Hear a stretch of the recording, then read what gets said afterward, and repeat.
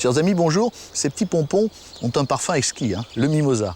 Ceux qui ont la chance d'avoir un mimosa autour de chez eux, notamment ici où nous sommes, près de la Méditerranée, sur la route du mimosa, près de Bormes, près du Rayol, de Cavalère et bien au-delà, ceux qui ont la chance d'avoir cela près de chez eux sont des gens heureux, avouons-le. Et savez-vous que vous pouvez en avoir aussi à la maison? Oui, enfin, sur votre balcon, sur votre terrasse. Pour cela, il faut les mettre dans un bac. Valérie Chancel vous dit comment on procède. Et oui Laurent, tous les mimosas peuvent être cultivés en pot. Et des espèces, il en existe de très nombreuses à travers le monde. Il y en a combien, Gérard? Valérie, 1200 espèces à travers le monde Ah oui, de mimosas différents. 1200. Regardez, beaucoup sont à feuilles entières, comme ceci. Et là, on a toutes les sortes de formes de feuilles. Et même les fleurs, il y a des petites chenilles. Absolument, c'est ça, là, ce sont des fleurs allongées en forme de chenilles, hein, qui sont des épis. Et puis, on a ceux qui ont des feuilles composées.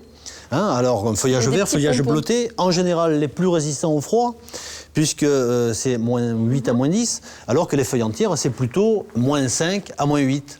D'accord, bon, on va aller les rempoter maintenant. Très bien. Donc Gérard, nous avons besoin de quoi? D'un récipient.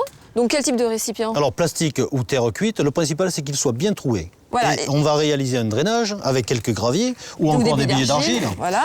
On va mettre un petit peu de terreau, de mélange terreau et terre de bruyère. Donc un mélange très acide Voilà, en fait. absolument. On va installer ensuite la motte sans toucher aux racines et on va recouvrir, bien entendu en tassant tout autour. Sur les parois, les côtés, voilà. Et là, notre mimosa est rempoté. On voit le résultat. Voilà. Alors donc ce mimosa devra avoir la terre légèrement humide 365 jours par an.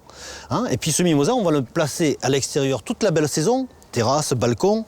On va le mettre en situation hors gel en hiver, jamais dans la maison, jamais dans l'appartement. Et on va renouveler cette opération tous les ans dans un pot légèrement plus grand. Voilà, jamais dans un grand pot directement. Merci voilà. Gérard, au revoir. Au revoir À tous.